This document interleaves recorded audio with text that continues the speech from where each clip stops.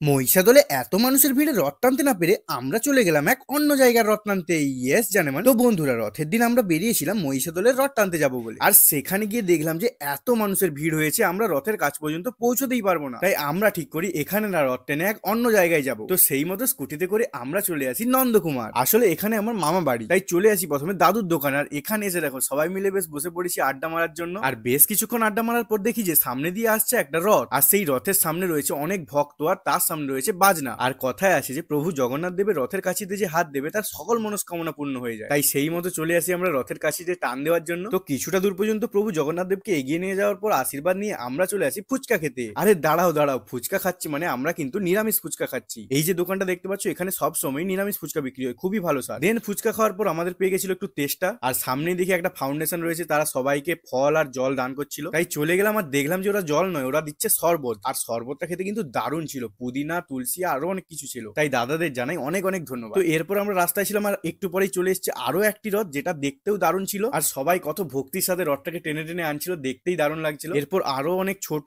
Medium রথ আমরা দেখেছিলাম, কিন্তু সেটার ভিডিও নেওয়া হয়নি। তো যাই হোক, এইভাবেই আমাদের রথের দিনটা পুরো কাটলো। তো বন্ধুরা, আজকের মতো এতটাই। তোমাদের যদি ভিডিওটা ভালো লাগে একটা লাইক করে দিও। দেখা হচ্ছে পরের ভিডিওতে। টাটা।